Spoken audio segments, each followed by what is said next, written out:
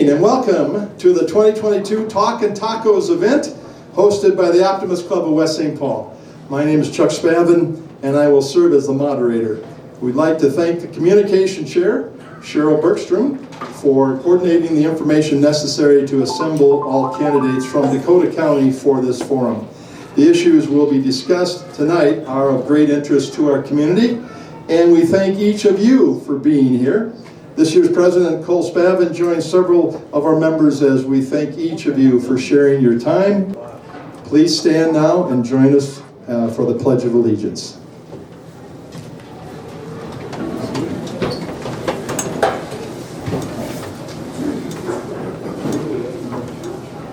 I pledge allegiance to the flag of the United States of America and to the republic for which it stands, one nation, under God, indivisible, with liberty and justice for all. Thank you. We want you to be aware that we will be filming the event this evening and do so to further share the important topics that will be posed to our candidates. We're coming to you from Dunham's Food and Drink, which is the meeting place of the Optimist Club of West St. Paul. Dunham's located on Lothenbach Street in West St. Paul, and we thank them as well for making this room available for this special event.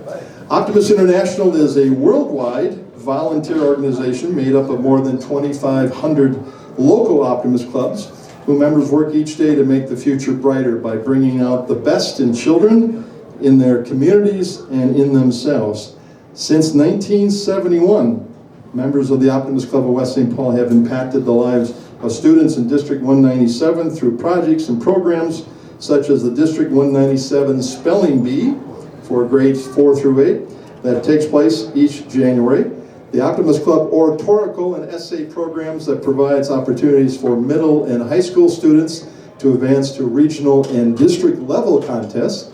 And earlier this year, we recognized our Optimist of the Year for West St. Paul, and that was Robert Hansen, who was a longtime teacher in the district. We appreciate the audience that's gathered here tonight, and we'll allow questions to be posed to the candidates during the second part of tonight's schedule. We'll be asking each candidate to briefly introduce themselves. They will be speaking in alphabetical order using their first name. Each will have 3 minutes. In order to manage the time we have allotted, we will provide a visual cue to our candidates, which will be a yellow sign when they have 30 seconds remaining and a red sign that means the same as the lights on Robert Street, that you must stop. The candidate introduction will be followed in the same order with one general question in which they will have a total of 10 minutes on which to explain their position. A yellow sign will be held up at the 8-minute mark and a red card at the end of 10 minutes. When a candidate is finished with the questions, they're welcome to stick around or they may leave. We understand that not every question may be answered tonight or asked tonight, and for that reason the candidates have provided detailed contact information that will be distributed here and also listed in the closing credits of tonight's program, which will air on Town Square Television several times. It will air prior to the November 8th election.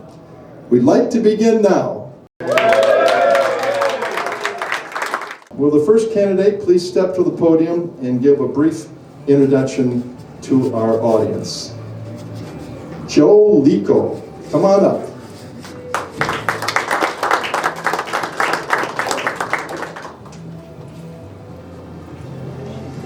Thank you, Chuck. Welcome, everybody.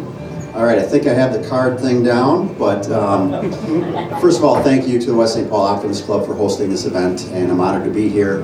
I'm Joe Lico. I'm running for Dakota County Sheriff. I'm the only opponent. I'm unopposed in this contest, but I feel it's very important to get out and know the constituents and talk about the issues that we're facing and the challenges we have that lie ahead of us. So I'll just start a little bit with a bio about myself. I've always been a Dakota County resident. I've lived here for 50 years. I actually grew up in West St. Paul. I played softball for Dunham's Bar 30 years ago. For those who remember Archbishop Brady High School, that's where I graduated from. I went to St. Michael's on the Hill, graduated from there in elementary school. So I'm very familiar with Dakota County. I've always lived in Dakota County my entire life, and very proud of this community, and it's personal for me as far as your public safety and your quality of life. So as I grew up, I was looking to get into law enforcement. Eventually I hooked up with the sheriff's office. That's my only job I've ever had in law enforcement. I started in 1997, and I've been there for 25 years. I've taken part in many roles, assigned to many roles throughout the years. Some notable ones were, captain and patrol. I ran our drug task force. For those that don't know, that's a collaboration with the sheriff's office and the other cities within Dakota County to combat drug trafficking and our drug issues, which continue, and I'll get into that a little bit here soon. But also the last 8 years I served as the chief deputy of the sheriff's office, and that's basically running the business side of the sheriff's office, the 200 employees, a $26 million budget. And I'm very proud of our organization. We continue to push the envelope, challenge the status quo, be out up front on issues, and we work well with the city agencies, and that's something we will continue to do. So I'll just hit on a few of the issues that you may be aware of, and if you have questions at the end when time allows, I'll answer those, and I'll stick around for a while too at the end to answer questions. But what we are seeing, and one of my initiatives, and will continue to be, is the illegal drugs that are infiltrating our communities. The fentanyl overdoses that we continue to see, we have a very proactive state and regionally recognized drug task force that does awesome work. They're out there working hard every day, and they're taking hundreds of pills off the street. And that's just not even putting a dent in it. So we need to figure out a way to reduce the amount of drugs on the street, reduce the number of overdoses, and it's a holistic approach that we need to do. And part of that, aside from just the enforcement side and getting off the street, we need to create awareness. I don't know why that is, but we are seeing some resistance from some school districts. Don't want to recognize this as a problem, right? It comes in a pill form, it comes in the powder form as well, but a lot of these generic pills that are compressed and can be easily hidden in your child's room or hid on your person, they're inconspicuous, and it's not like you're smoking meth or something else where you might have signs of paraphernalia laying around the living room. So it's very dangerous. We had a 15-year-old girl that died from an overdose here in West St. Paul, for those that are maybe aware of that, last April, I believe. And the dealer in that case was charged. It's very difficult to track down who supplied these drugs. We have technology. We work through our electronic crimes unit, our drug task force to try to do that, but a lot of times it's very difficult. So creating that awareness is key. Having the enforcement, and then also having the rehabilitation and recovery for those that may be addicted to the drugs as well. So we have to create awareness around this. There's going to be a strong effort to do that. As far as other issues that are at the forefront, mental health, we continue to adapt to the calls that we have out there. We're seeing an increasing number of crisis calls, and we used to handle them a certain way. We as police officers understand that we have a job to do, and that's to maintain the safety of a scene and get people to help, but a lot of times we have to put on different hats. So we're taking on different strategies when arriving and responding to crisis calls. They're taking more time. We have all of our officers and deputies are now trained in mental health crisis intervention techniques with de-escalation. So that seems to be working well. We're also incorporating social services, and they're coming out either after the calls to connect with the individual to see if they have resources and connect them with resources, or even take the call if it's not a dangerous call and they can handle that because they have the skills and they have the ability to de-escalate as well. So we're on the front end of that right now, and that seems to be working really well. We're looking to expand that throughout the county. I believe West St. Paul has some social workers out with their squads or out with their officers right now, and also doing follow-up. Actually, they're one of the lead agencies as well. And then reducing risk. Reducing risk is my job. It's our administration's job at the sheriff's office, and we continue to do that in everything we do, whether that's choosing to pursue or not, and whether or not we take on certain initiatives within our jail. How are we doing that? In our jail, which is actually half of our operation, we're looking and exploring a mental health unit to increase our care for our inmates. They need special care. It's not conductive for them to be in an environment where they don't have that intensive care. So we have full-time medical staff there that watch over them, but we also want to increase our staff and our unit there to specialize in the care for our inmates as well. And then within there, we also rehabilitate them and hopefully don't see them again. Oh, ready for questions, all right. I want to get ice thrown at me, so why don't we open it up for some questions? Yes, ma'am. If you have a question, please come to the microphone so we can all hear you.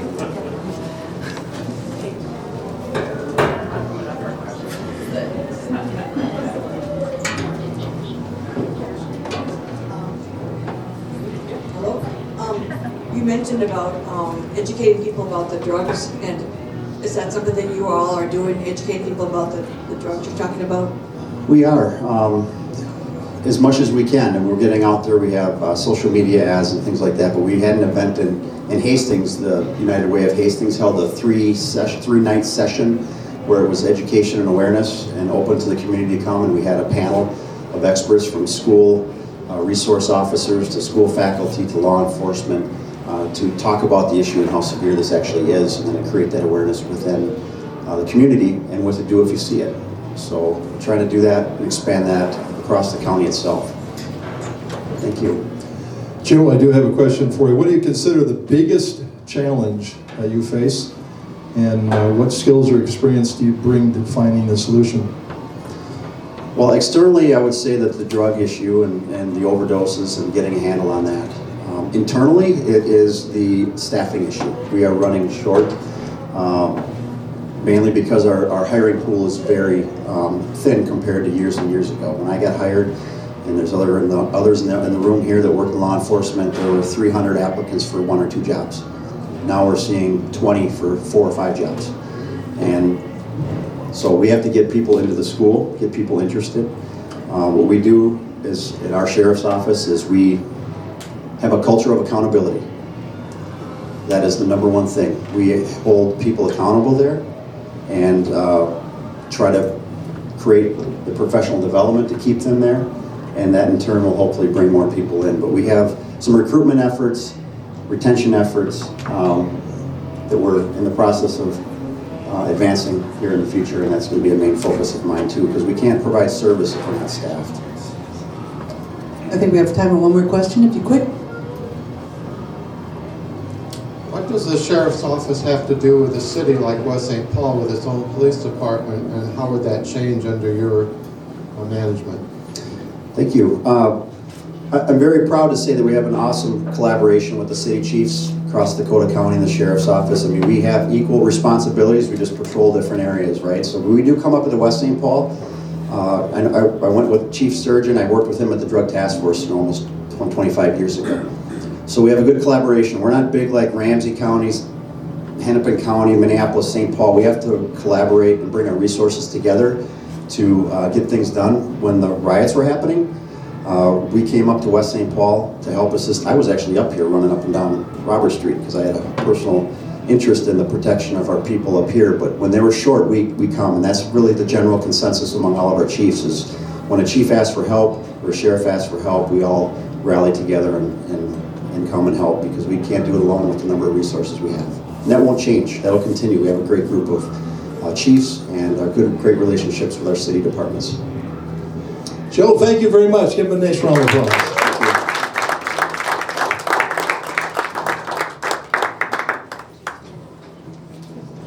All right, at this time, I'd like to invite to the podium Matt Little.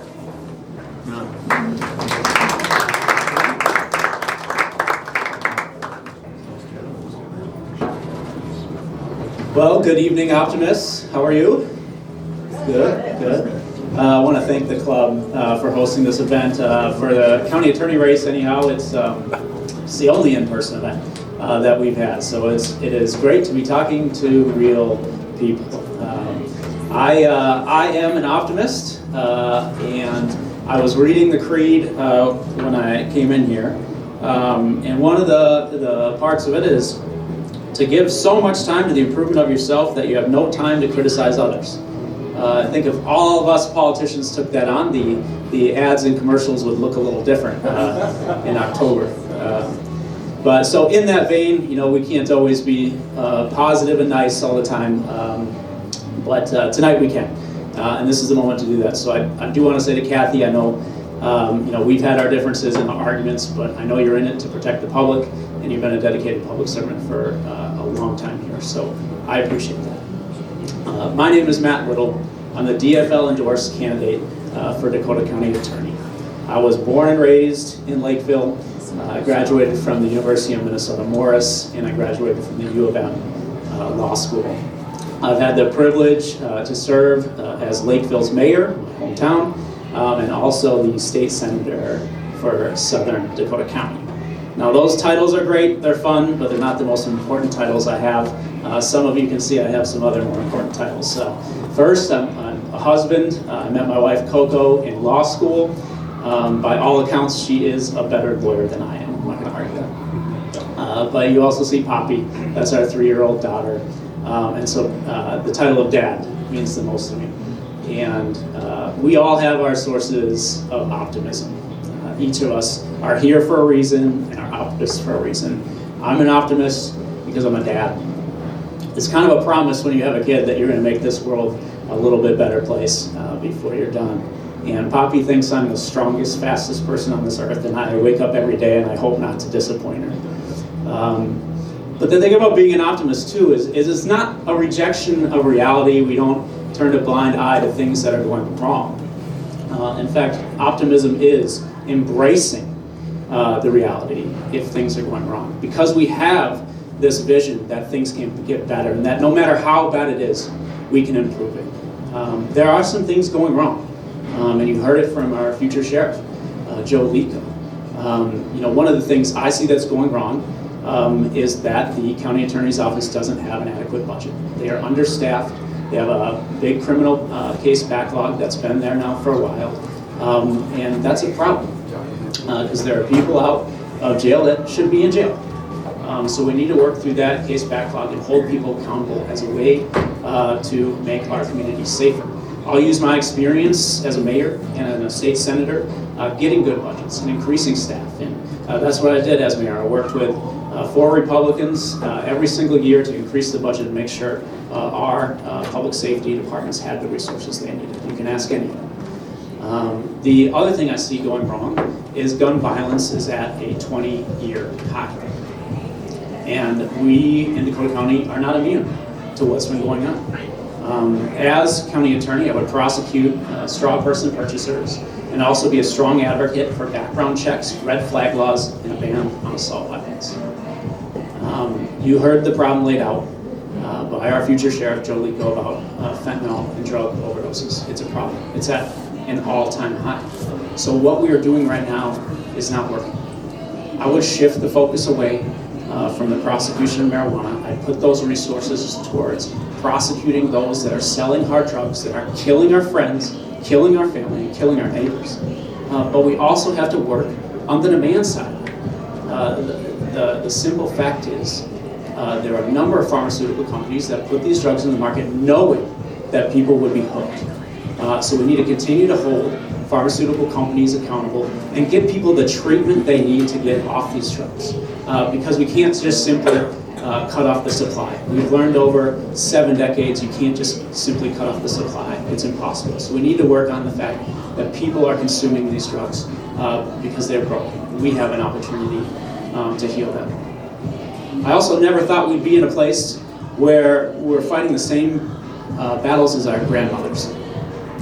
When Roe versus Wade was overturned, it became an issue in this race because if Republicans were to be successful in banning abortion here in Minnesota, the people making the decision whether to prosecute abortion would be county attorneys. So using prosecutorial discretion, I've committed that I'll keep the structure of Roe versus Wade here intact, and I'll be a strong advocate for a constitutional amendment to the Minnesota Constitution guaranteeing the right to health care for women. That's where I stand on the issues, and I hope to have your support in this election because as a fellow optimist, I know things look bad right now, but we have the opportunity to make them better, and we can only do that together. So thank you for being here.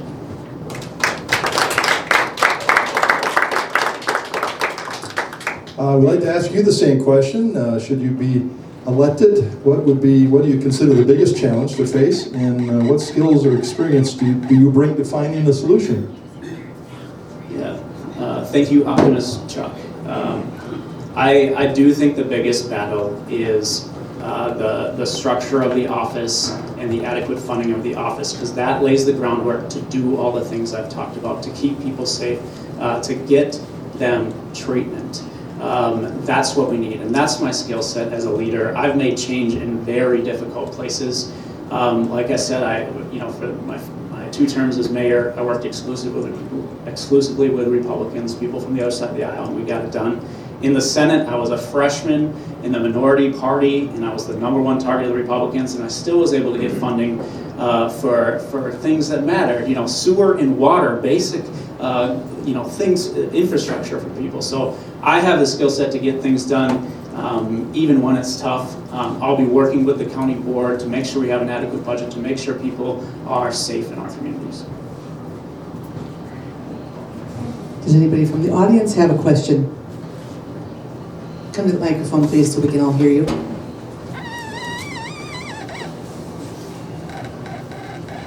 Thank you. Hey man, how about the prosecution? You pick up the newspaper any day, you'll see these guys, 6, 7 felonies, day after day. You're a Democrat. Are you going to be light on crime? Because we're seeing light on crime. Crime, if you look at anybody looking at these elections, that's 1 or 2 on the radar screen. And we're tired of having attorneys, county attorneys, with their prosecutors, put these guys out in the street. And I sometimes think, don't these guys read the paper and see maybe 1 or 2 of these guys is out beating up women in the parking lot? Where's the conscience? Tired of it, Matt. Now, tell us exactly how you feel about that. You just said you're going to be light on marijuana. What else are you going to be light on? Yeah, thank you for the question. I'm tired of it too. The fact of the matter is, marijuana has nothing to do with public safety. Whether someone smokes marijuana is not going to make you more or less safe. The things you're reading in the paper are the status quo. That's what's happening now.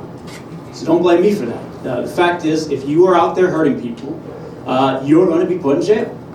I've said time and time and again, we'll make sure every sexual assault is investigated and prosecuted accordingly. We'll hold people accountable for violent crime, but that only happens if you have adequate staffing and you shift your focus on those violent crimes and hold people accountable. The #1 precursor to violence is prior violence. So if you show propensity for violence, you're going to jail. Simple as that. All right, we got time for 1 more question. Anybody out there? All right, seeing none, give Matt Little a nice round of applause, please.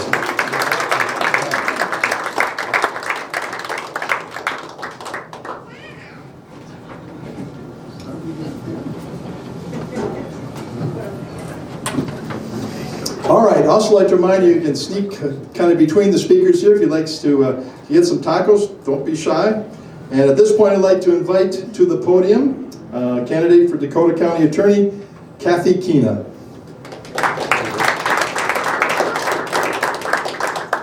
Good evening.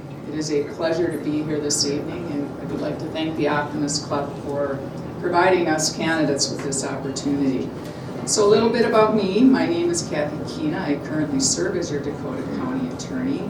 I was appointed unanimously by the Dakota County Board of Commissioners back in May of 2021 to fill out the term left vacant by Jim Backstrom, who retired. I joined the Dakota County Attorney's Office in 2000. I initially worked in the criminal division where I was responsible for the prosecution of felony level crimes committed by adults. That includes very serious crimes such as homicides, sexual assaults, criminal sexual conduct cases involving children, child pornography, child abuse, runs the gamut. I then transferred to the civil division of the office where I was responsible for representing the county in civil litigation matters, as well as providing advice to our county board as well as several other county departments. In 2013, I was promoted to the position of criminal division head. The criminal division is the largest division in our office with 18 attorneys. In 2019, I was promoted to be chief deputy county attorney, followed by my current appointment to the county attorney position. My public service also includes serving as a public defender in Alexandria, Minnesota, followed by my service in the Lyon County Attorney's Office, which is in Marshall, Minnesota, is the county seat. I was there for 7 years, 5 of those as the Lyon County Attorney. Personally, I grew up in west central Minnesota in a small little town, married my high school sweetheart. We will be celebrating our 33rd wedding anniversary this October. And we have one beautiful, tall, 29-year-old daughter who unfortunately lives in Seattle, close to Sheriff's son. They've become friends out in Seattle, and we were hoping they would start dating, but that hasn't come to fruition yet. So, in running for the position of county attorney, the candidates are applying for a job to work for you. And to make the right decision, it's important that you look at the qualifications and experience of both candidates. And when you do that, it's my belief that because of my 30 years of public service with 2 separate county attorney offices, that I'm the only candidate that has the qualifications and experience to do this job. For example, as a criminal prosecutor, I've handled over 6,000 cases, felony level cases, and I've tried over 100 jury trials, and I've never lost one. My opponent doesn't have any experience. He's never prosecuted a case. He's never conducted a jury trial. Because of my experience, I have vindicated the rights of thousands of crime victims. Again, my opponent doesn't have any experience like that.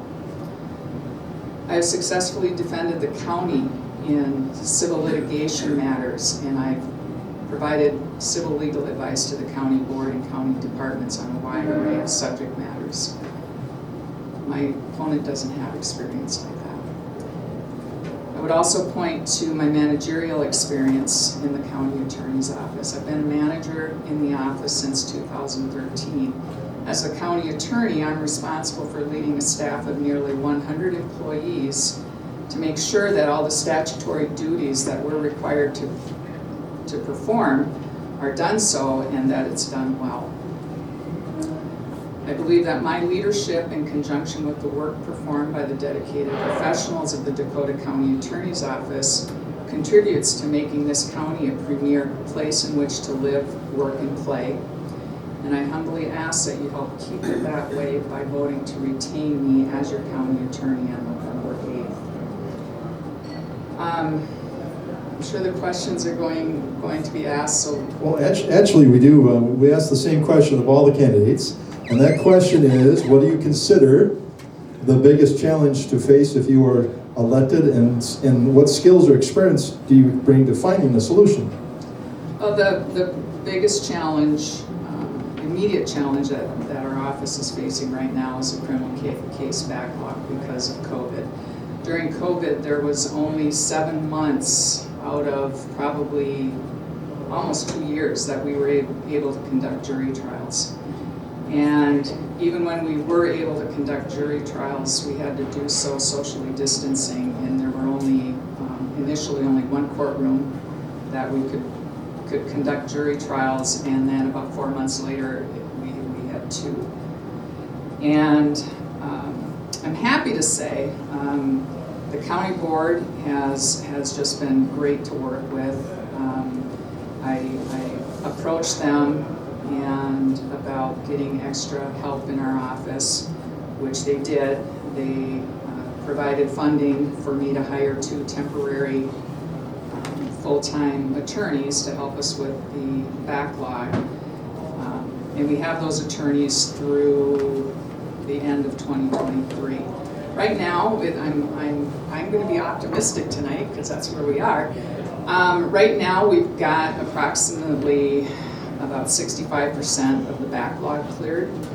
We're ahead of where we thought we were going to be. Initially, they thought that it would take until July of next year, and we're actually way in advance of meeting that goal.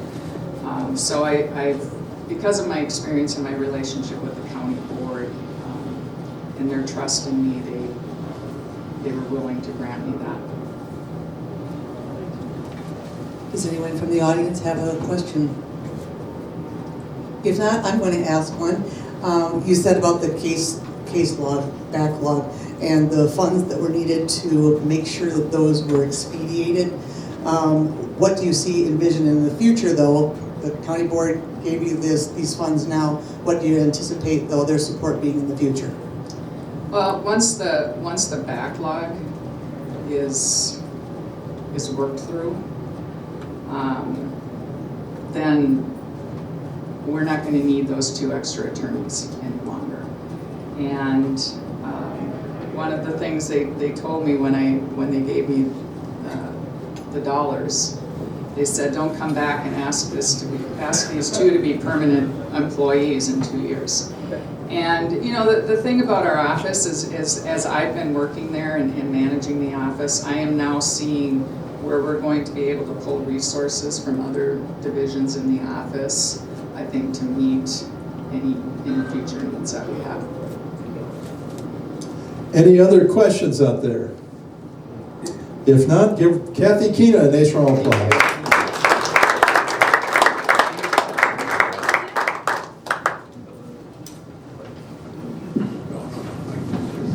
All right, once again, help yourself to the food. We also have some beverages back there on the bar that you're welcome to pop.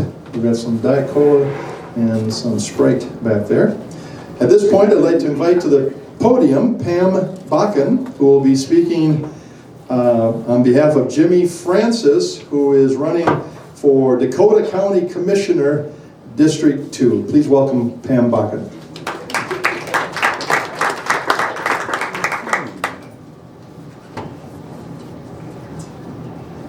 I'm much shorter than everyone else. Thank you. I'm obviously not Jimmy. Here's Jimmy. He had a previous commitment this evening, and so I serve with him on the city council in South St. Paul. I've been with him for 2 years. My husband is in the audience this evening, Chris Bakken. He's actually known Jimmy since he was in school, because he teaches at South St. Paul secondary building, and I've only known Jimmy for 27 years. So there you go. But I do have a statement that he asked me to read to you all this evening. And here it is. And we love tacos, so why not, right? Jimmy Francis couldn't be here tonight due to a planned travel commitment. Jimmy's an employee benefits advisor, sometimes known as an insurance agent with Assured Partners. He is married to Juliet, who works for the Science Museum of Minnesota, and they have 2 children who are ages 13 and 15, and they both go to South St. Paul Public Schools. Jimmy and Juliet purchased Jimmy's childhood home in South St. Paul and are very committed to these communities. Jimmy has served as mayor of South St. Paul for 6 years and has been a driving force in the exciting and much needed new economic and redevelopment, state funding requests, as well as state retention retirement planning. Jimmy has served West St. Paul, South St. Paul as a board member and current president of the South Metro Fire Department. Through this commitment, the South St. Paul city relationship with the city of West St. Paul has never been stronger. Jimmy is not one to take credit for these things. He tends to give credit to all of the city council or fire board in the accolades of these accomplishments. Jimmy leads with a better together attitude, and Jimmy has run a positive campaign focused on the future of the district and ask for your vote on November 8th.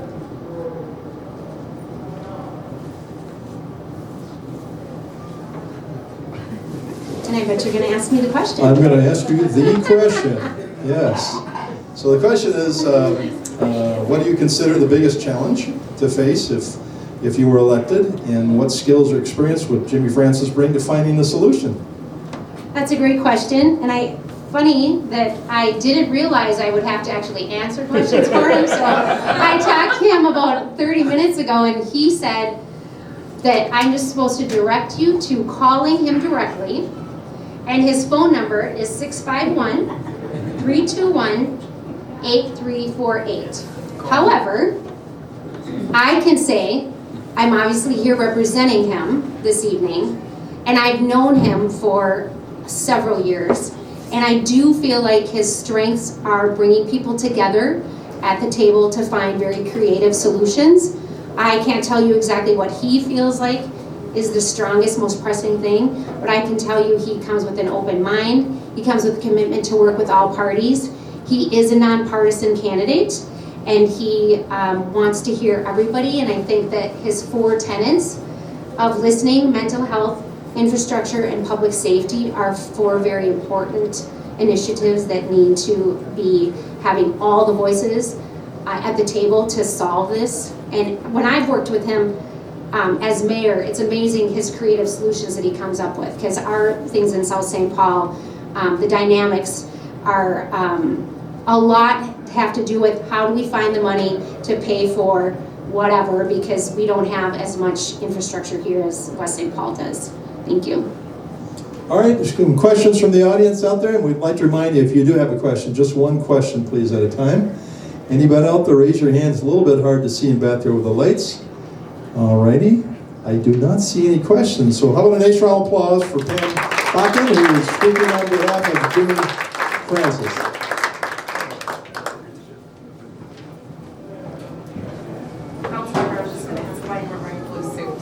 I know, right? Come on. All right, we're moving right along. I would like to invite to the podium next a gentleman who is a candidate for the Dakota County Commissioner, District 2. Please welcome Joe Atkins.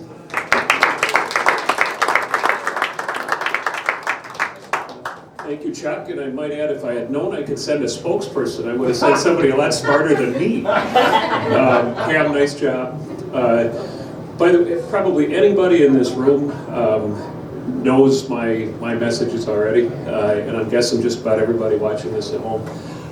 During the 5.5 years that I've been on the county board, we've become debt-free. We're one of the few counties in the country that have achieved that.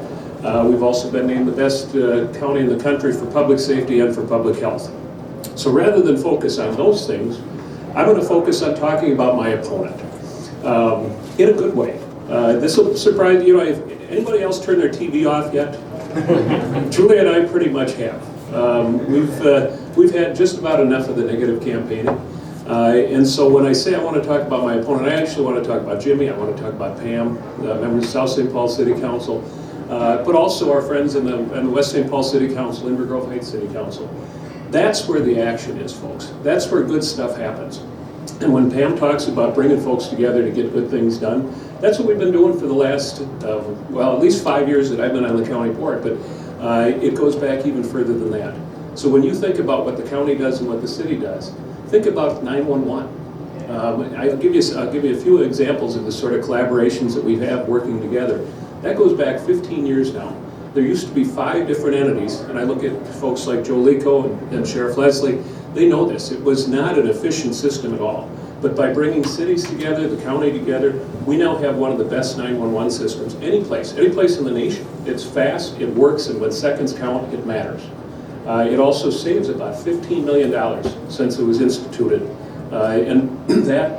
So when I say I'm talking about the county and what the county's achieved, that was a partnership with our cities. All the cities across Dakota County contributed to that. We've also embedded, because of folks like Mayor Napier, members of the West St. Paul City Council, Mayor Francis, and members of South St. Paul City Council, we've embedded social workers with the police department. Now, why would you want to do that? And that is, as I look at our law enforcement folks, they'll tell you that some of the calls that they get come from the same addresses over and over and over again. And oftentimes those are mental illness-based, mental health issues. So rather than have a police officer, I mean, if there's a danger, if there's safety at stake, there's going to be an officer there. But best off to have somebody that can address those issues front and center right now, and that's a social worker. And a credit to the South St. Paul City Council, West St. Paul City Council. You guys were the pilot projects. You were the test subjects, and it worked beautifully.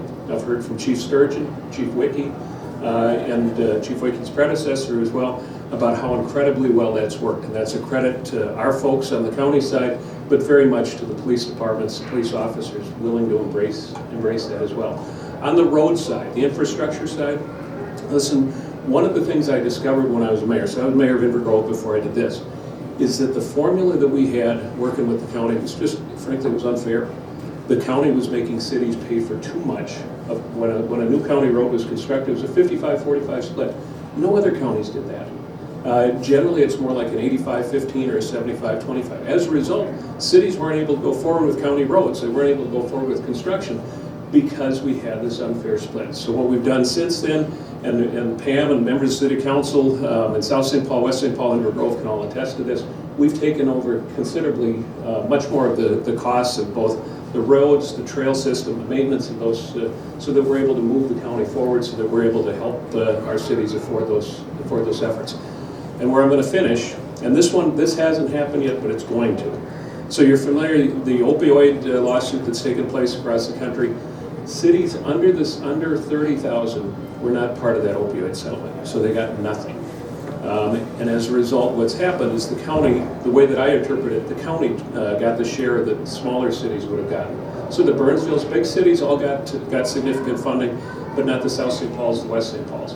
So I talked to Chief Sturgeon, Chief Wiki, about the possibility of taking that share that came into the county and using that to apply towards the drug task force that Chief Deputy, soon to be Sheriff Lico spoke about. That is one of our most effective tools. And as a result of using those opioid settlement funds to fund the drug task force, we can address issues like the fentanyl crisis that we're seeing. And I wasn't listening to what the colors mean. I'm on yellow now, Chuck. And I'm hoping that I can go over so that somebody throws some ice at me. It's a little warm up here. But I'll pause at this point and take whatever questions that people may have. All right, Joe, the question that we've asked all the candidates is that what do you consider the biggest challenge to face if you are elected, and what skills or experience do you bring to finding a solution? Thank you for the question. I'm surprised by it. I didn't realize I was going to get that question. Without a doubt, our biggest challenge right now is remaining debt-free. And that is so important because as a result of being debt-free, all of the other counties around us, by the way, the average debt is over $200 million, which means that they're paying over $20 million every year towards interest and principal. By virtue of not having that debt, we're able to not only hold down our property taxes, we've got the lowest taxes, county property taxes of any county in Minnesota. At the same time, we can take those dollars and invest them in things like public safety and transportation and infrastructure. And our award-winning parks and libraries and trails and all the things that people appreciate, the amenities that Dakota County has. But that's the biggest challenge particularly, and it also helps us weather this economic turmoil that we're going through right now. Thanks for the question. All right, some questions from our audience? All right, seeing none, ladies and gentlemen, give Joe Atkins a nice round of applause.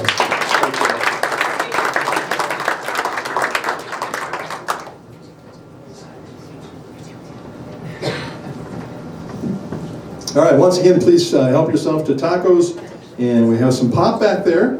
And with that, I am going to invite to the podium the Mayor of West St. Paul, Dave Napier.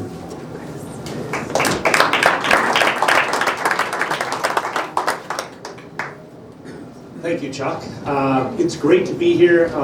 Thank you for having this again. Thanks for Dunham's for hosting it. It's great to have you guys all way up north in this county. Up in the north area of the county, we do a lot of good things. So you're going to hear a little bit about it, West St. Paul. Great to hear the other candidates that are running in the county. We have a great partnership with the county. We've done a lot of great things. If you haven't been to Thompson Park, please do so. I consider it now a jewel in our community, and it's all because of the work that was done in collaboration with the county, and just a beautiful facility and park in our area. And I told the story on Sunday. I was meeting with St. Stephen's Church, had a bunch of community members call me in for a conversation.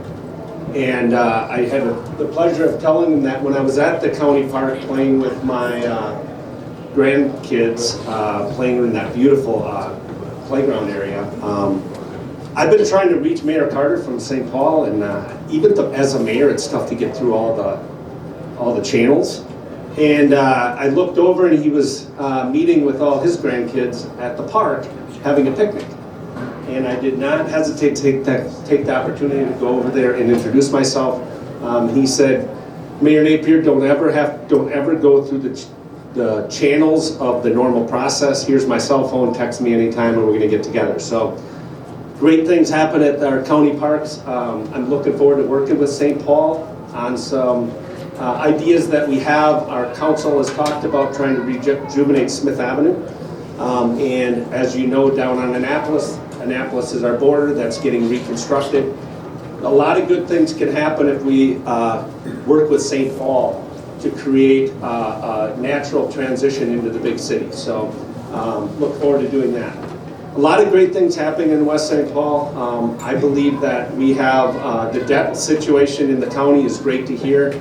We have a debt reduction plan going in West St. Paul that I'm stuck to the priority of making sure that we get that done. It looks like maybe 10 years we'll be debt free. That is our plan, and I'm going to stick hard and fast on that. With that, you know, Robert Street, if you drove up here, I hope you enjoyed Robert Street. A lot of great additions to the street. We have a lot of new buildings and businesses that have come to West St. Paul, and we have to pay that off, unfortunately. So, but we have a great plan in place, and I feel we're set to do that. At the same time, I don't want to slow down our progress. We have a lot of fun things in our strategic planning that we want to still accomplish. So my goal is to stay strong on our debt relief, at the same time not stop. We cannot stop. This city, I get calls from community members as soon as they get their tax statement, and I actually had somebody call me and compare their tax statement with the neighbor across the street on Delaware, who has the same size house and the same property value, and they pay more taxes in West St. Paul. And there's a lot of reasons for that. I had an opportunity to share. I am very proud of the services that we have. We're a big city. We have a full-time fire department who probably has the fastest response times in our county, and very proud of that. And we have a great police force. So we have a lot of services that we provide. Don't know what Mendota Heights has, but we have a beautiful Robert Street. We have a lot of things that we've invested in the city with investment that costs money. And so that's what's going on in the city of West St. Paul. I don't know how much time I have, but I would like to take some questions. Okay, the one question we've been asking everyone is, what do you consider the biggest challenge to face? And what skills or experience do you bring to finding a solution? Great, thank you. First of all, financing, we want to make sure we stay on that, but that seems like we've covered a lot, so I'm going to go into crime. We need to keep our public safe. Crime is a big issue. I had a call from an insurance agent the other day that said, what is going on in West St. Paul? I've had 5 residents of West St. Paul who I insure that had their catalytic converters stolen. And all within like 2 days. And some sad stories. You're talking about people that use their vehicle for transportation to get to work, and now they can't use it because they can't get the repairs done within 3 to 4 weeks, and at a very high cost. We need to do a better job on crime. We need to make sure that we are being safe. We have added 2 police officers to our police force. We also need strong community support. Anytime a community feels like something's going on in their neighborhood that they're concerned about, we don't hesitate to bring a group of council, staff, and the police officers that are assigned to that area out to meet them where they live, talk about the hard issues and what we can do about it. I believe we have a lot of trust with our community members, but we need to stay strong on that and make sure that we are keeping our community safe. Crime is a big issue all over the big city. For challenge of a first-ring suburb, you're right next to the big city. You're an extension of that, and we are really working hard. I'm very proud of our public safety and our police force to keep it in keeping our community safe, but we have to stay on top of it. All right, questions from the audience? Anybody? Don't be shy. Oh, here we go. People seldom call me shy. Mayor, yeah, thank you. Yes. How does rent control in St. Paul, even though they've kind of walked back from their original position, how does that affect West St. Paul, and will West St. Paul adopt rent control? Well, I mean, obviously that's a council, a policy decision at the council level. I'm only one person on the council, and I'm actually the one person that doesn't get to vote, which allows me the opportunity to say a few things. But I would oppose rent control. I think we've seen some of the things that it does in St. Paul. I think it's forcing developers or landlords or whatever to invest in West St. Paul, right next to the big city, because as you know, West St. Paul is a phenomenal location to live. I believe it's the best. I've been here my whole life. But rent control is going to limit what the investment of people putting housing in. It's gonna limit it. And so we haven't really discussed it at the council level. It hasn't come up, but it's certainly a discussion that I'm willing to have, and I'm sure the council's willing to talk about it, because housing continues to be a challenge in every community. All right, any other questions? Someone's calling in the question right now. Should be Francis. All right. Seeing none, please give Dave Napier a nation round of applause. The last thing I'll say is I ask you for your vote. All right, so I'd like to invite to the podium our next candidate, who is a candidate for the West St. Paul City Council, Ward 1, and his name is Pat Arman. Pat, are you there? I'm here. Come on up.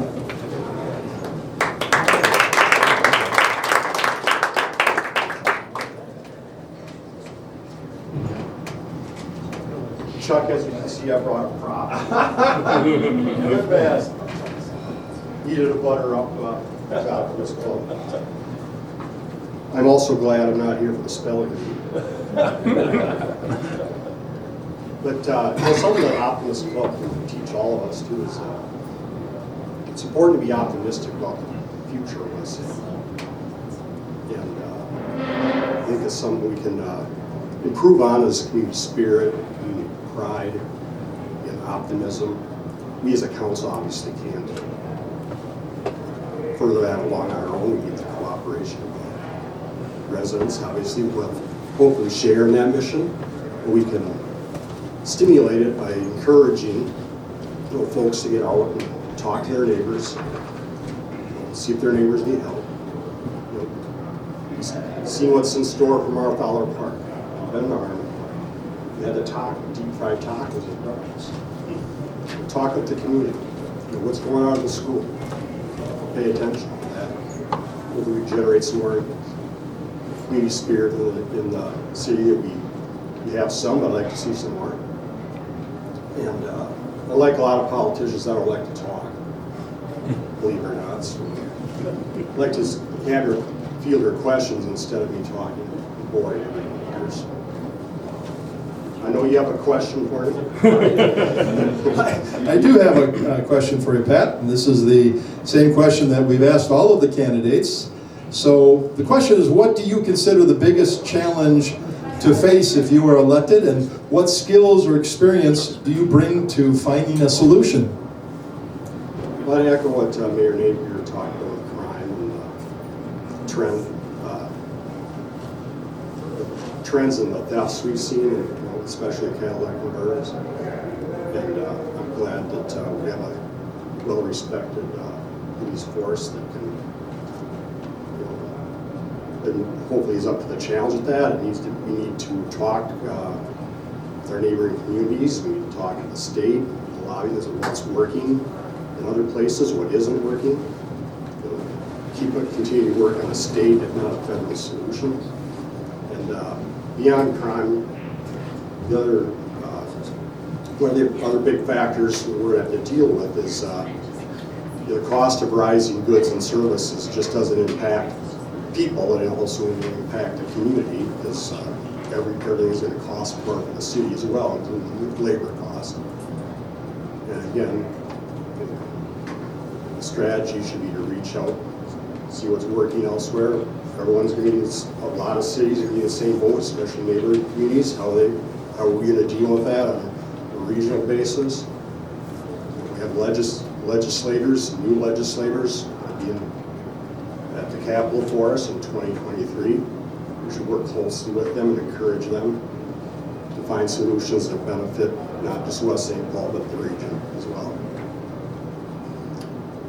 So, thank you for that question, Chuck, and I hope there's more. We're going to see if there are any more questions out there from the general audience. Anybody up? Raise your hand if you have any questions, please. It's a little bit hard to see with the lights back there. Seeing none, please give a nice round of applause to Pat Arman. I have flyers if you really want one, but most everyone here is an informed voter, I know, so instead of me talking to you and telling you what you already know, feel free to give me a question if it's away from us.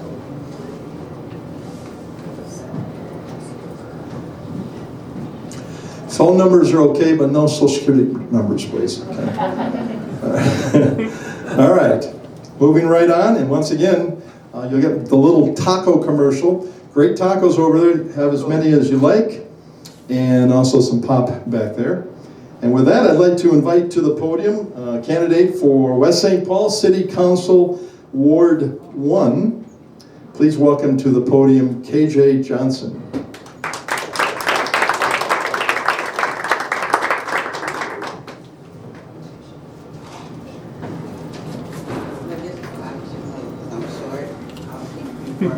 Can you all hear me?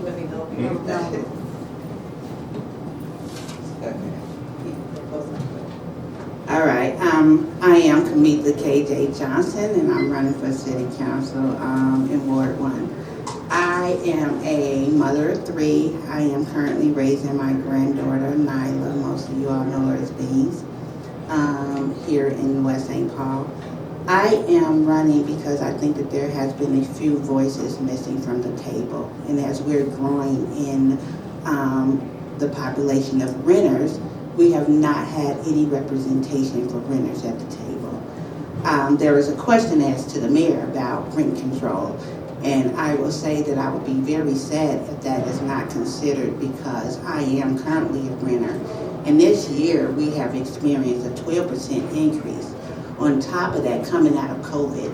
And on top of that, if you're late because you're struggling, you now have an 8% increase. For some of us who are not making as much money as our neighbors, it becomes a problem. And the increase in the late fee at the highest of Minnesota is 8%. I am proposing that the city, as I run to sit on the council, is a late fee, a 3% cap. I think that when we're talking about rent control, we need to start right at the entry level, and that's late fees. If we can decrease the late fees for renters, we can give them an opportunity to breathe. We're talking about, like right now, we're going to be increasing about 2,000 renters in the next few years. We're not ready right now to meet the needs of renters. We have not identified all the barriers, and we have not connected all the resources. I have spent 25 years in the Midwest organizing communities and building neighborhoods to address those issues. I've worked in every state in the Midwest except for Missouri on these very issues. I am currently the senior program director for the YMCA of the North. I run their program, their apartment complex program. So when you talk about what it is to know and understand renters and know and understand what they need, I have been in the trenches for 25 years. I have done the work. I have been a renter most of my life. Not to say right now the work. I'm also the founder of Residential Color Collective Rock, who has done a lot of the work in meeting the needs when we were in COVID and there was no way for residents to get the food shelves. We took the food to the doorsteps of the renters because we understood there was a need. There's a conversation about like issues of shopping carts around the city that becomes an ugly statement. What I say is the fact is that's a barrier. Why are we having shopping carts around? Because the limit of walkability, you're talking about the barriers of most renters not being able to have a car. So they're walking. the bus routes are not frequent enough to be able to take your groceries from Target to the apartment complex literally down the street. So if you don't have the funds to do that, then you're pushing a cart. So when we're talking about issues of what it is that we need to address, and I'm going to go to your question, what's the biggest issue for us is that we are not connecting to the renters. We're not hearing them. We're not understanding what it is. And when I'm sitting on the city council, I am a right now example of what it means to live in West St. Paul as a renter. I'm experiencing, I literally just had to move out of an apartment complex because I spoke up, and the bullying and all those things. I have a voice. Just imagine if I had to move out of an apartment complex because I was speaking up, and I am very visible in the city. What about the people who don't have a voice?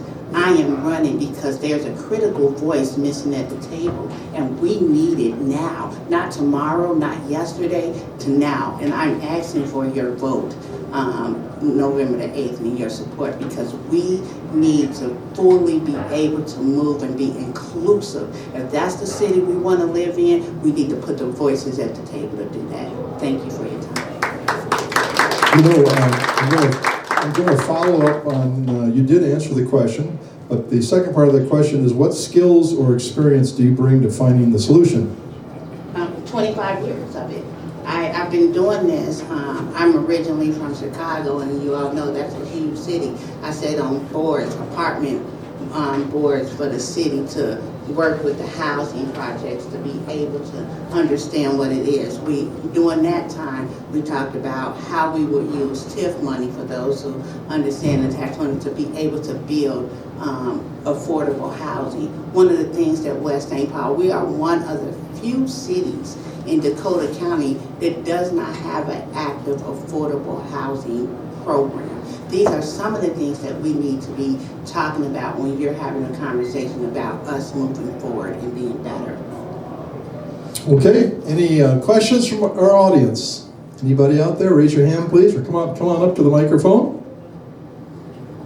All right, I do not see anything, so please give a nice round of applause to KJ Johnson.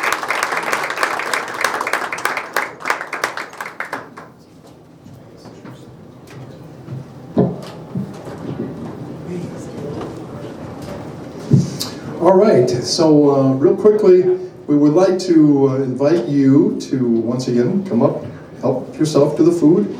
There's some pop back there. But also, I'm just going to give you about a 30-second commercial on the Optimist Club of West St. Paul. It's great to have you here. We'd like to have you come back and visit us. We meet the first and third Wednesdays of the month. The first and third Wednesdays of the month, we meet from 5 until 6 p.m. right here in this room. We do take the month of July off, vacation.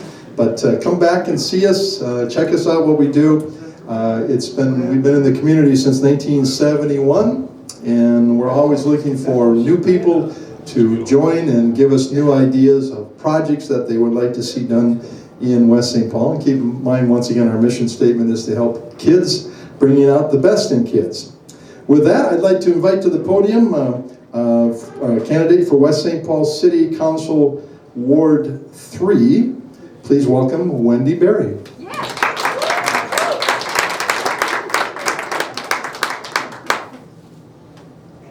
Hey, microphones. Thanks, Chuck. Thanks to the Optimist Club for doing this. When I found out you were having it in the chair, I was super happy because it was my favorite forum. Tacos, and everyone's chill, and there's not a lot of pressure, and no suits, so except for Chuck. No, so thanks for having it. Thanks to Dunham for hosting it again. My name is Wendy Berry. I'm the candidate that's been in the seat for the last 4 years in West St. Paul's 3rd Ward, and I'm running for re-election. It's been a pretty good 4 years. You heard a lot from Mayor Napier on some of the good things that we've done. I was reading the card on the table, and it talks about bringing out the best of our youth in our community, and I think we've done that in the last 4 years. We've done a lot of engagement. We can always do more, but we've seen more people show up at meetings and talk, and we tried to create that by filming our open council work sessions. That wasn't a thing before, and allowing people to call in when they couldn't come in for comments because of COVID. And so I think we're trying to do things where we're listening to the folks that live here, and I think that's important, and we can do better growing that too. For the last 4 years I've been on the South Metro Fire Board with Mayor Napier, and we've had some really good partnerships with South St. Paul, and worked with the chief to implement a really strong mental health program that's award-winning, which is kind of cool, because I don't think you get to say that in city government very much. It's like movies. So I'm proud of that, and I'm proud of the partnership that we've built with them, and the openness about mental health in such a male-dominated field. It's a precedent setter, and I hope people follow our fire chief's example of that. I hate talking about myself. I can answer your question now, and then see if there are other questions. What am I going to ask you? All right. No, it's fine. I got it. I think I know it. My favorite color is blue. No, I think one of the biggest challenges that we're going to be facing, I think every government entity is going to start facing this, is going to be short staff, right? Hiring people, chief deputy. Soon to be Sheriff Lico mentioned that. You guys aren't seeing as many applications right now, and we're not either. People are scared to be firefighters and police officers because it's dangerous. They're scared to come into city positions too. There's not a lot of people going to school for like city government focused jobs, and so that's tough because we want to have those good people coming in to keep doing the things that we're doing and the good things that we're doing. And my experience and how I can lend to that is like 14 years in HR, so I kind of know how to do it. But I think also it's important to keep talking about it and finding creative ways to make things like being a city manager exciting. I mean, I didn't even know what that was when I was in school. It's been a minute, but I don't think that's probably a focus. And so I think we can do more work and like generate excitement about how it's cool to do city things. You know, you can impact your local community. So that's my answer to that one. Did I get it all? Great. I'm going to ask you one other question. What's the thing you're the most proud of since you've been there? Yeah, that's a great question. I think our level of community engagement, right? I mean, we kicked off our Explore West St. Paul Days this year, and to come out and see how many people were excited to spend time in their community was awesome. My wife and I and a couple other friends are actually in the audience created West St. Paul Pride a few years ago, and just that's been building bigger and bigger every year, and just to see that the people come in and be excited to see people that accept them for who they are is great. I'm also proud of our sidewalks. We've had a lot of pushback on those, but we know it's important for accessibility, for people to get where they want to go safely, and we've budgeted for that to make sure it happens. We don't have to charge the residents as much, so there's a couple of things. Great. Questions from the audience? I'll ask one since everyone has a hard time talking about themselves. I wasn't planted here. We did not. This could go badly. I will talk about Wendy positively. She serves on the League of Minnesota Cities board, and so I want to say that helps raise West St. Paul's visibility. And I just wanted you to talk about what you do there, and that we're really proud of you for doing that. So thank you. Yeah, no, thank you. I was elected to the board of the League of Minnesota Cities that works with literally every single city in the state on things like policy creation, a lot of COVID stuff, a lot of public safety stuff, PTSD. The big one right now is obviously marijuana and everything related to it that's legal and not illegal. And so it's good. It's a lot of impact with people from all over the state. So we hear things about, like, Bemidji, for instance, they're getting a community center. I was like, I need to know why. How did you do that? And they're getting like $10 million from someone, and then another agency is going to run it for 10 years. And so it gives us ideas on things that we want too, what might be possible as long as we have a partnership. And it's good to learn things, and it's good to have West St. Paul have a voice in some of those decisions too. Even if I've never been to Baudette, I can at least say that I helped, make a decision for them. So thanks. Any other questions? Nice round of applause for Wendy Berry.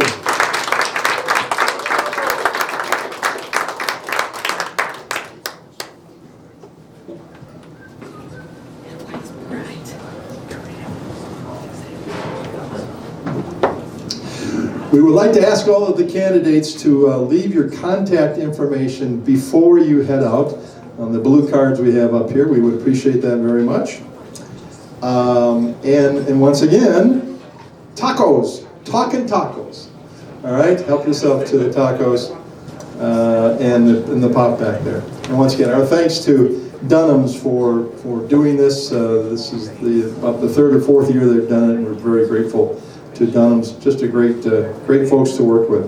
With that, I'd like to invite to the podium candidate for the West St. Paul City Council Ward 2. Please welcome John Justin.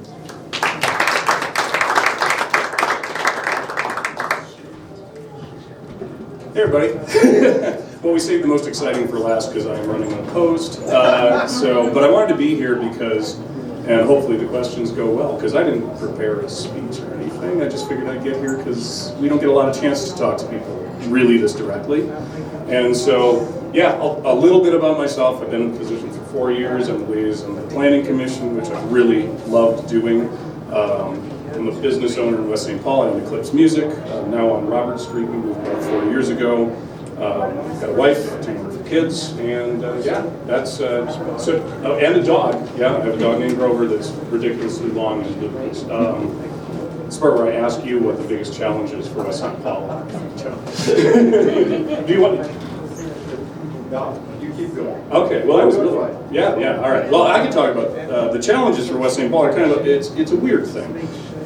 There's a couple that come to mind, and one of them doesn't. It's a challenge, but it's a positive challenge, I think, which is we really need to keep capitalizing on the work that's been done. And I was talking about the work while I've been there, with the work for a couple councils back now, whether it's Robert Street reconstruction, whether it's going out and trying to reach out to the community. People have mentioned getting more involved, being more accessible. We need to keep that ball rolling. I think that's the key thing. It's really easy to hit a point and go like, boy, we've really come a long way. We're going in the right direction. I think we are going in the right direction. But stasis, you see it in cities all over the place. You get comfortable, you get complacent, and you start to slow down, you settle into where you're at. We can't allow ourselves to do that. I think that's really important. And there's going to be a lot of components to that. And when we look at development, and obviously, I'm great. No, I'm not. Okay, good. We see more development coming in, and that's great. And we're going to be seeing more development. We're attracting a lot of development because of all the things that came to make that happen. But we have to look at that development with a careful eye, and we have to look at ourselves. I think, years ago when I ran, I talked about there being a crisis of confidence for West St. Paul, where I think sometimes we have a problem where we have the attitude, if it's good enough for West St. Paul, we get what we get. And now we're getting handed stuff. And I mean, honestly, we're having developers come in, all these things come in. It's very exciting. But that puts us in a different driver's seat where we can start driving what that development is. And I think that now is the time where that is the biggest challenge, is we have to do that. And we've acquired land. Instead of leaving it out there for whatever comes in, somebody buys the land, they put whatever they want there, right? Now we're buying that land, we're finding that money, I think with the leadership of our current city manager and some changes in that approach. That's going to be a huge thing for West St. Paul. When people talk to us, and they talk to us all the time about why do we get these businesses and not these businesses? Well, part of that is the market's going to do what it's going to do. And if you have no hands in the game, if you don't buy that property and control it and say, no, you know what, we have a vision for what this is going to be. And it's going to be what people are asking us for. That's the only ways we get that. We can't. We've all said it a million times. We can't go out and grab a sit-down restaurant and force them to build in West St. Paul. But we can have the control of the land and say, this is what we want. It's our land. We won't sell it to you unless we are getting things that we want and that our community wants. So that's the challenge I think we're facing, is making sure we keep super targeted on that. And why can I do that? That's the other half. I knew you were going to do that. Well, part of it is because of owning a business, and I'm not, we're not a multinational corporation or anything like that, but I understand how to explain to people why West St. Paul has been a place that my business has been since my father moved it here 25 years ago, and why we stayed in West St. Paul. When we came to West St. Paul, why we stayed there, why we've been successful. And sometimes you do need somebody there that can explain that to somebody that might have a business but doesn't know the community. They see the potential, they see the demographics, they see the numbers, they see the increased population, whatever. That's not enough to make the right people come here. You have to explain the things about the community. You have to explain the people in our community that are driven to support small independent businesses. It's extremely unique. And it's a selling point that I think we have to have on the table. When I'm able to say, there are 4 music stores. It's a tiny, tiny portion of the economy, tiny. There are 4 music-related ventures in West St. Paul, all thriving. I can't think of another community that has that. That's our size. And so we're unique. We have to sell that uniqueness. We have to explain to people what makes us special. And so I think I can do that. And I think that we are in the spot that we all can do that right now. So Well, super. So you're kind of like a cheerleader for the city, right? Yeah.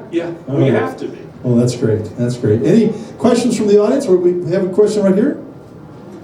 If you had a wish list for West St. Paul, what would be up next and why?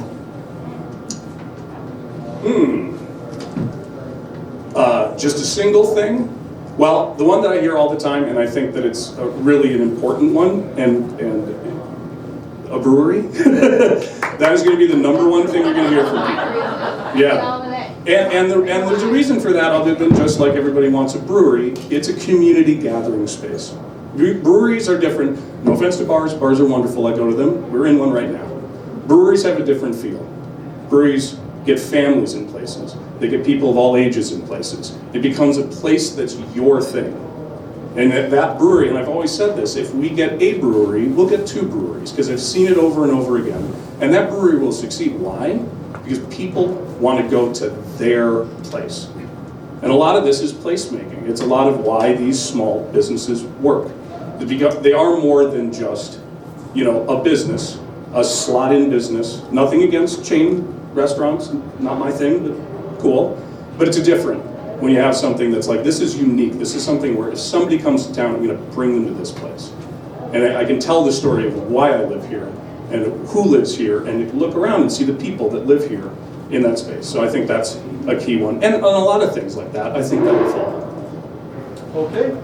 Well, super. We've got a question from the audience member. Come on up. Councilmember Justin. Yes. Could you maybe explain to the audience about what's happened to us this year regarding redistricting, and what's maybe a little bit of the positive and challenges with that redistricting? Oh, sure. Well, let's see. Redistricting is always a strange thing to go through, and it's confusing. And I really hope this is a good chance to get out to the people that are watching maybe at home. Triple check where you vote. You may vote in a different place. A lot of lines in West St. Paul were drawn differently. The most major one is that we were split to having 2 House representatives and different 2 Senate representatives. Now, on one hand, that's new territory. We lost as our representative, and I'm a huge fan, and I don't think he'd be surprised to hear this, Rick Hansen, who's been a tireless advocate for West St. Paul in a lot of communities. Now, Rick's not going anywhere. I still talk to Rick. But we will now have the opportunity to have twice as much representation for our city. Now, it's been very confusing because a lot of people are still unsure who they're voting for, where they're voting, all this other stuff. But it's when I first heard about it and I saw the maps come out, because I was just watching it because politics is sports for me sometimes and something like that. And I remember being completely baffled by what had happened to West St. Paul. And I think that a lot of people felt that way. And at first it felt like, oh, we're losing these people that we've worked with forever. What are we going to do? Well, now we actually can wield twice as much power as long as we make sure that these representatives know that we're here, that we're communicating with them. I'm doing everything I can to communicate with all of them that I can. And so we might have a better seat at the table for things. We're grouped in on the north end where I live. We're now grouped in with a large portion of St. Paul, which is, like it or not, that's a seat of power in the legislature. When you have somebody that's representing downtown, West 7th, the north end of West St. Paul, and then in the senatorial district, up along through the Midway and everything, these are not people that are not going to be listened to. These are people that have a big standing at the table. We need to keep those communication lines, no matter if you agree or don't agree or who the candidate is, we need to be there and making sure that they're right there with us. And so I think we've got a lot of opportunities there, but we got to work on it. It's not going to be as simple as it might have and as comfortable as it might have once been, but we're going to get there. Super. Any other questions out there? Hearing none, how about a nice round of applause for John Justin?